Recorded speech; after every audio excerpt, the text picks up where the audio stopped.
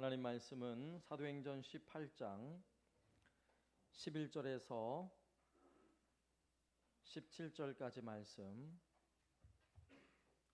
사도행전 18장 11절에서 17절까지 말씀을 제가 봉독하겠습니다.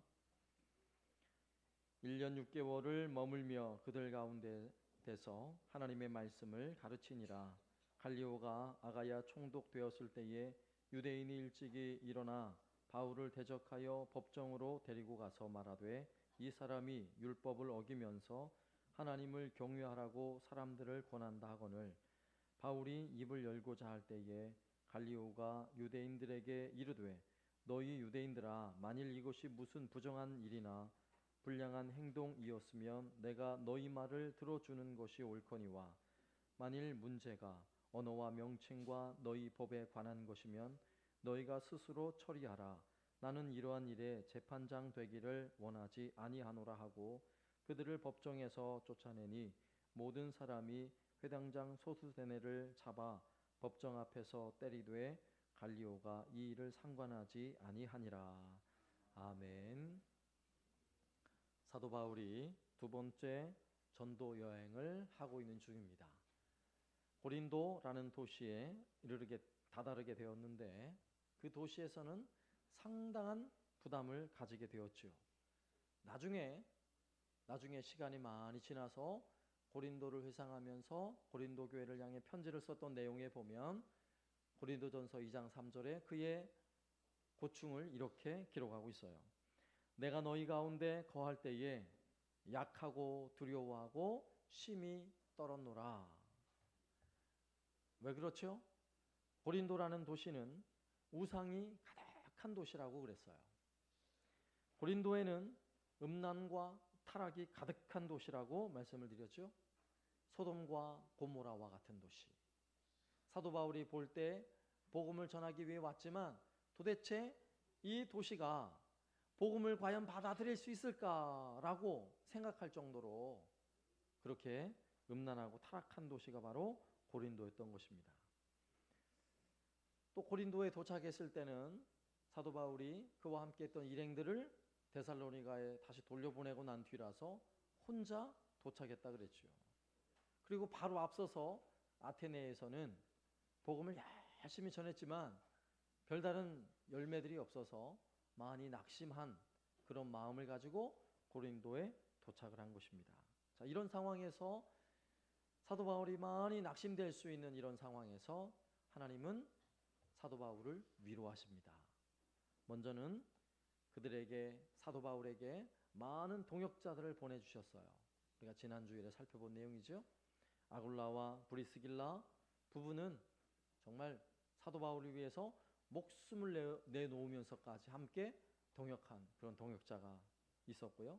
그리고 실라와 디모데가 다시 돌아와 합류함으로 열심히 말씀을 전할 수 있는 기회가 되었고, 그리고 현지 사람 중에 유스도와 그리스보라는 사람을 통해 고린도 지역에 하나님의 복음이 힘있게 전해지는 기회를 얻게 된 것입니다.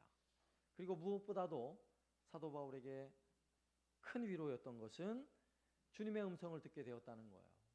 주님의 음성을 들을 때 사도 바울이 얼마나 행복했을까요? 그래서 우리에게, 서로에게 의지가 되고 힘이 되는 그런 동역자가 참 필요한데, 정말 좋은 동역자는 사람을 의지하게 하는 동역자가 아니라 주님을 의지하게 하는 동역자, 예수님을 바라보게 하는 그런 동역자가 최고의 동역자라고 말씀을 드렸습니다. 바울은 환상 중에 주님의 음성을 이렇게 들었어요. 사도행전 18장 9절과 10절. 밤에 주께서 환상 가운데 바울에게 말씀하시되, 두려워하지 말며 침묵하지 말고 말하라. 내가 너와 함께 있음에 어떤 사람도 너를 대적하여 해롭게 할 자가 없을 것이니 이는 이 성중에 내 백성이 많음이라 하시더라. 외롭고 힘들 때에 주님의 환상 중에 나타나 하신 이 말씀 한마디가 정말 큰 힘이 되었겠죠. 놀라운 위로가 되었을 거예요. 그런데 오늘 이 말씀에서 우리는 사도 바울이 어떤 위로를 받았겠는가, 사실은 여기에 초점을 두면 안 돼요. 더 중요한 문제가 있어요. 우리 신앙도 마찬가지예요. 내가 어떻게 위로를 받았는가만 자꾸 초점을 두면 우리의 신앙의 그릇이 너무 작아져요. 제대로 된 것을 바라보지 못하게 돼요. 오늘 말씀도 마찬가지예요. 주님이 친히 환상 중에 나타나셔서 사도 바울을 위로하는 이유가 무엇입니까? 조금 전에 읽었던 말씀에 있는 바와 같이 이 성중에 내 백성이 많음이라. 이것 때문이에요. 사도 바울이 낙심하고 주저앉아 있으면 안 될 이유가 있거든요. 사도 바울이 위로받고 다시금 힘을 얻어야 할 이유가 있어요. 그 이유는 무엇입니까? 이 성중에 구원받을 하나님의 백성이 너무 많은 것입니다. 주저앉을 시간이 없어요. 그러므로 하나님이 위로하시는 이 위로 속에는 분명한 목적이 있다는 사실을 알아야 하는 것입니다. 오늘 우리도 마찬가지예요. 신앙생활을 하다 보면 때로는 낙심하고 주저앉을 수밖에 없는 상황들이 있어요. 때때로. 그러나 낙심하지 말아야 할 아주 중요한 이유가 있어요. 오늘 그 내용을 오늘 본문을 근거해서 두 가지 내용으로 살펴보면 첫 번째로는 당장 구원받아야 할 백성들이 너무 많다는 사실이에요. 오늘 고린도에도 많을 뿐만 아니라 우리 살고 있는 이 땅에도 너무너무 많은 것입니다. 오늘 11절 말씀에 1년 6개월을 머물며 그들 가운데서 하나님의 말씀을 가르치니라. 사도 바울은 처음에 고린도에 도착했을 때 어떤 마음을 가졌죠? 와, 이렇게 타락하고 음란한 사회에 살고 있는 이 도시 사람들이 과연 복음을 받아들일 수 있을까? 이렇게 우상으로 가득하고 죄악으로 가득한 이 도시가 과연 예수를 믿는 사람이 몇 명이나 될까? 아마 이런 마음을 가진 것 같아요. 그런데 사도 바울의 걱정스러운 그 마음은요, 사도 바울 자신의 혼자만의 고민이었어요. 하나님의 마음은 무엇이었습니까? 그 성중에 하나님의 백성이 너무너무 많았던 것입니다. 사도 바울이 그동안 많은 지역을 거쳐왔지만 1년 6개월 동안 머문 적은 없었어요. 도무지 머물 수 없었을 것처럼 보였던 그 고린도라는 도성에서 1년 6개월 동안 거하면서 열심히 하나님의 말씀을 가르치고 복음을 전하는 것입니다. 그리고 그 고린도 땅에 놀라운 부흥이 일어났어요. 수많은 영혼들이 예수 복음을 믿고 생명을 얻는 구원의 열매가 주렁주렁 맺어진 것입니다. 고린도전서 1장 26절의 말씀에서는 이렇게 그 상황을 기록하고 있어요. 형제들아 너희를 부르심을 보라. 육체를 따라 지혜로운 자가 많지 아니하며 능한 자가 많지 아니하며 문벌 좋은 자가 많지 아니하도다. 고린도 교회 성도들 구성원이 그렇다는 거예요.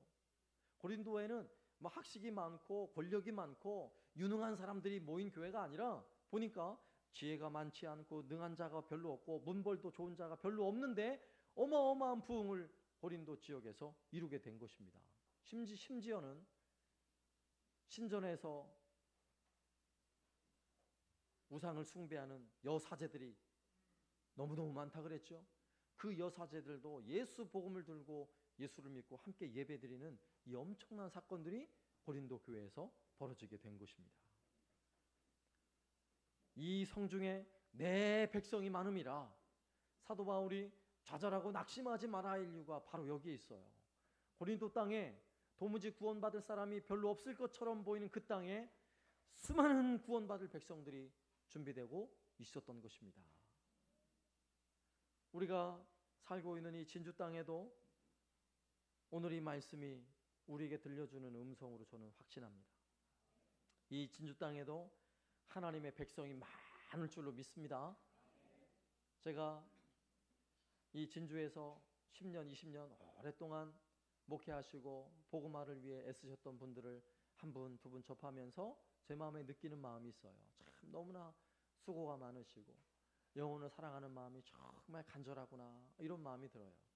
그 마음과 함께 또 한 가지 마음이 먼저 하세요. 그런데 지금은 많이 지쳐 있구나. 그런데 지금은 많이 그 마음이 낙심돼 있구나 이런 마음이 들어요. 왜냐하면 나 말하는 가운데 진주는 안 돼요, 안 돼. 이 땅은요, 내가 지금 몇 년 동안, 몇십 년 동안 해봤는데 너무너무 어려워요, 힘들어요. 마음이 많이 낙심해 있어요. 저는 그 말을 들으면서 저도 이제 거의 10년이 다 돼가는데 저도 이제 요즘에 가끔 그런 말을 해요. 안 돼요, 안 돼. 진주는 안 되는 것 같아요. 아, 진주 땅은 이게 보통 땅이 아니에요. 이런 말을 저도 종종 한 것 같아요. 그러고 보면 나도 한편에서는 이 땅을 바라보는 마음이 한편으로는 많이 낙심되어 있지 않은가, 오늘 말씀을 생각하면서 이렇게 생각해 봤어요. 그러나 낙심하지 말아야 할 이유가 있어요. 우리가 낙심하지 말고 다시 한번 힘을 내야 할 이유가 있습니다. 그 이유는 무엇입니까? 이 땅에 내 백성이 많음이라. 이게 하나님 마음이에요. 하나님 마음. 오늘 우리에게 들려주는 하나님의 음성인 것입니다. 언더우드 선교사라고요. 우리 개신교 장로교 첫 번째 선교사예요. 조선시대 말기에 이 땅에 오셨어요. 이 땅에 와서 조선 땅을 바라보니까 정말 이 땅이 깜깜해요. 오늘 사도 바울의 마음과 비슷한 것 같아요. 고린도에 왔을 때. 그래서 그때 막 도착해서 남겨놓은 기도문이 있어요. 그 기도문의 앞부분과 뒷부분을 제가 소개하면 이렇게 기도했어요. 오 주여, 지금은 아무것도 보이지 않습니다. 보이는 곳은 고집스런 얼룩진 어둠뿐입니다. 어둠과 가난과 인습에 묶여있는 조선 사람뿐입니다. 조선의 마음이 보이지 않습니다. 그리고 우리가 해야 할 일이 보이지 않습니다. 그러나 주님 순종하겠습니다. 지금 예배드릴 예배당도 없고 학교도 없고 저 경계와 의심과 멸시와 천대함이 가득한 곳이지만 이곳이 머지않아 은총의 땅이 되리라는 것을 믿습니다. 주여, 오직 제 믿음을 붙잡아 주소서. 아멘. 언더우드 선교사님이 이렇게 기도하고 힘을 내서 복음을 전했어요. 그리고는 이 한국 땅이 그의 기도처럼 은총의 땅이 되었잖아요. 세계에서 이런 유례가 없어요. 이렇게 짧은 기간 동안 놀라운 부흥을 이룬 이런 교회 역사가 없어요. 놀랍지 않습니까? 우리가 오늘도 신앙생활 하다가 여러 가지 문제들을 접하면서 내 신앙이 점점 퇴보를 하고 나태하고 주저앉을 그럴 시간이 없어요. 지금 왠 줄 아세요? 이 땅에도 하나님의 은총의 땅이 될 줄 우리 믿기 때문입니다. 이 땅에도 하나님 그 생명의 복음을 받고 구원받아야 할 수많은 백성들이 이 땅에 있음을 우리는 믿기 때문입니다. 사실 언더우드 선교사님이 이런 기도를 할 때 대한민국의 교회들이 이렇게 부흥할 줄 알았겠어요? 몰랐을 거예요. 사도 바울이 고린도의 놀라운 부흥을 보고 있지만 사실 이런 사도 바울로 말미암아 이런 놀라운 부흥이 온 세계적인 부흥이 일어날 것을 사도 바울이 몰랐을 거예요. 놀랍게도 한 사람이 힘을 내서 복음을 전하기 시작하니까 고린도 땅에 부흥이 일어나고 그 부흥이 오늘 온 세계를 부흥케 하는 그런 능력이 되었다는 사실을 우리는 믿어야 하는 것입니다. 낙심하지 말고 지치지 말고 우리가 힘내서 주의 복음을 전해야 할 이유가 바로 여기에 있는 것입니다. 오늘 우리가 사는 이 땅에 내가 함께하고 있는 우리의 가족들 가운데 우리의 이웃에게 하나님의 백성이 많다는 사실을 믿으시길 바랍니다. 두 번째는요, 하나님께서는 더 크고 놀라운 일을 계획하고 있다는 사실이에요. 그냥 바울 한 사람만을 위로하고 끝내는 차원이 아니라 하나님에게는 더 놀랍고 큰 계획들이 있어요. 오늘 본문에서 어떤 사건이 벌어지고 있는지 한번 보세요. 고린도에 거주한 지 거의 한 1년이 돼가는 시점인 것 같아요. 고린도에 새로운 총독이 부임합니다. 고린도는 아가야 지방의 한 수도예요. 도시예요. 큰 도시. 그 아가야 지방에 총독이 새롭게 부임을 합니다. 12절 말씀에 갈리오가 아가야 총독 되었을 때에 유대인이 일제히 일어나 바울을 대적하여 법정으로 데리고 가서,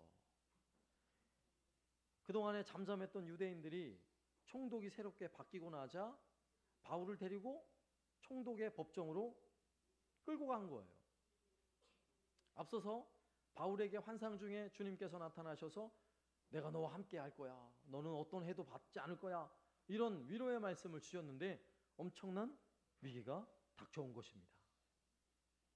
그런데 이 사건이 해결되어지는 실마리를 보면 참 그 일이 놀라워요. 놀라워. 때로는 우리가 복음을 전하다가 아니면 신앙생활하다가 어떤 어려움을 직면할 때가 있어요. 그러나 그 어려움을 직면할 때에 그 어려움 속에 하나님이 가지시는 놀라운 계획, 하나님의 더 크고 놀라운 계획이 있음을 믿으시길 바랍니다. 사실 유대인들은 이런 마음을 가졌을 것 같아요. 총독이 새롭게 왔으니까 우리가 막 수많은 사람들이 사도 바울 끌고 가가지고 데모하듯이 달려들면 처음에 오면 아직 정신을 못 차리잖아요. 그러니까 당장 죽여 할 수도 있고 총독 한마디 그 말 한마디에 사람이 살 수도 있고 죽을 수도 있는 시대니까. 그죠? 그리고 이미 앞서서 예수님이 죽으실 때 십자가에 죽으실 때 어떻게 해서 죽으셨어요? 예수님은 아무 죄가 없다는 사실을 알았어요. 빌라도 총독이 알았어요. 그런데도 군중들이 십자가에 못 박아라, 십자가에 못 박아라 데모하듯이 달려드니까 군중들이 무서워가지고요. 비양심적인 재판을 한 거예요. 그냥 십자가에 죽도록 내어준 것입니다. 자, 오늘 고린도에서도 얼마든지 이런 상황이 벌어질 수 있는 상황이에요. 그런데 놀라운 일이 벌어져요. 오늘 14절부터 16절 말씀을 보겠습니다. 갈리오라는 총독이 어떻게 판결하는지를 한번 보세요. 바울이 입을 열고자 할 때에 갈리오가 유대인들에게 이르되 너희 유대인들아 만일 이것이 무슨 부정한 일이나 불량한 행동이었으면 내가 너희 말을 들어주는 것이 옳거니와 만일 문제가 언어와 명칭과 너희 법에 관한 것이면 너희가 스스로 처리하라. 나는 이러한 일에 재판장 되기를 원하지 아니하노라 하고 그들을 법정에서 쫓아내니. 아멘. 갈리오 총독이 누구 손을 들어준 거예요? 사도 바울 손을 들어준 거예요. 사도 바울에게. 오늘 이 판결은 법적인 용어로 치면 기각이에요. 기각. 이 말은 죄가 성립이 안 된다는 거예요. 로마 법상으로는 죄가 아니라는 것입니다. 놀라운 일이에요. 이것은 오늘 고린도에서만의 재판이 아니라 이것이 사도행전 26장에 가서 보면 매우 중요한 재판이 한 번 더 벌어져요. 사도 바울이 3차 전도여행까지 마치고 예루살렘에 가서 다시금 결박이 돼요. 유대인들에게. 체포가 되는 것입니다. 그리고 그 당시 아그리빠 왕과 그리고 총독 베스도에게 다시 한번 재판을 받는데 그 재판의 자리에서 한번 말씀을 볼까요? 사도행전 26장 30절에서 32절까지인데요. 왕과 총독과 버니게와 그 함께 앉은 사람들이 다 일어나서 물러가 서로 말하되 이 사람은 사형이나 결박을 당할 만한 행위가 없다 하더라. 없다 하더라는 말은 이미 고린도에서 판결한 내용을 이 사람들이 이야기를 하는 거예요. 없다 하더라. 이에 아그리빠가 베스도에게 이르되 이 사람이 만일 가이사에게 상소하지 아니하였더라면 석방될 수 있을 뻔하였다 하니라. 오늘 이 고린도에서 갈리오의 판결이 사도 바울이 복음을 들고 로마에까지 가기를 소원하는 마음이 있어요. 그런데 놀랍게도요, 이 판결은 사도 바울이 로마에까지 가는 이런 통로가 된 것이에요. 통로. 그리고 사도 바울은 로마에까지 안전하게 도착을 해서 로마 중심부에서 복음을 전합니다. 그리고 복음은 결국 로마의 기독교가 공인되는 놀라운 사건이 약 300년 뒤에 벌어지죠. 그리고 오늘날 전 세계에 예수를 믿는 수많은 사람들이 하나님을 예배하고 섬기는 이런 기독교로 부흥하게 되는 그런 도화선이에요. 도화선. 보십시오. 오늘 말씀에서 갈리오 총독이 새롭게 이 아가야 지방에 부임되는 것 누구의 계획이라고 생각하십니까? 물론 이 부임이 로마 당국에서 갈리오를 임명했겠지만 하나님의 위대한 구원의 손길이 느껴지지 않습니까? 하필이면 이 갈리오 총독이 있을 때에 그에게 유대인들이 그를 끌고 와서 재판을 받게 한 그 시점을 한번 잘 생각해 보세요. 누구의 섭리라고 생각하십니까? 때로는 우리 인생에 고난이 찾아오고 어려움이 닥쳐올 수 있지만 하나님은 그 일을 통해서도 하나님이 원하시는 놀라운 계획과 하나님의 일을 이루신다는 사실을 우리는 믿어야 하는 것입니다. 그러므로 우리는 복음의 비전을 가지고 살아야 돼요. 사도 바울과 같이 내가 위로받고 그냥 내게 주어진 일, 나 혼자 신앙생활 열심히 하다 살자, 그냥 그러다 죽자, 그러다 천국 가자, 이렇게 사는 것이 아니라 내가 오늘 낙심하지 말고 일어나서 이 땅의 백성들을 구원하기 위하여 복음의 비전을 품고 일어나서 그 일을 감당하기 시작할 때에 때로는 고난이 찾아올 수도 있고 어려움이 찾아올 수도 있어요.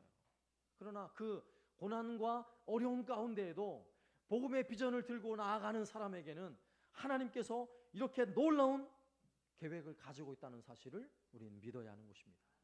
그러므로 한 영혼이 주께 돌아오고 한 생명이 구원받는 일을 위해서 우리의 생명을 걸고 우리의 물질을 투자를 하고 거기에 비전을 담고 거기에 가치를 가지고 달려가는 사람은 단순히 자기 비전이 아니에요.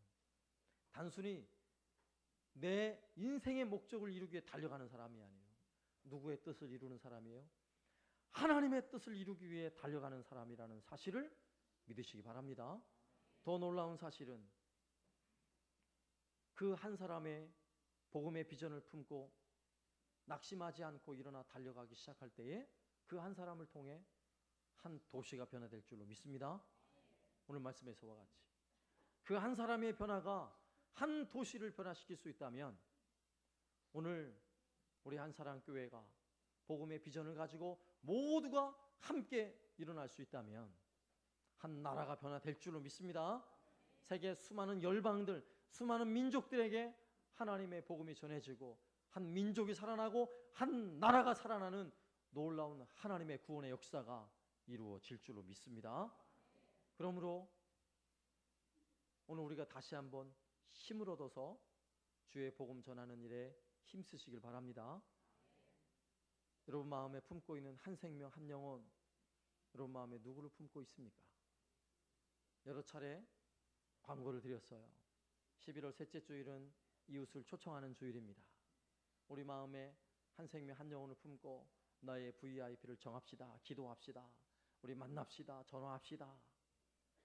여러분 마음에 품고 있는 그 한 사람을 위한 우리의 마음이 하나님의 계획 속에는 세상을 향하고 열방을 향하고 수많은 민족을 향한 하나님의 구원의 계획이라는 사실을 믿으시길 바랍니다. 그리고 우리의 그 구원의 하나님의 복음을 전하는 그 구원의 일에는 반드시 하나님의 도우심과 하나님의 역사가 이루어질 줄로 믿습니다. 우리 한사랑교회의 부흥을 통하여 이 도시와 이 나라와 민족과 열방이 부흥하는 것을 우리가 기대하시고 소망하시고 함께 힘있게 달려나가는 저와 여러분 되시기를 살아계신 예수님의 이름으로 축원합니다. 아멘.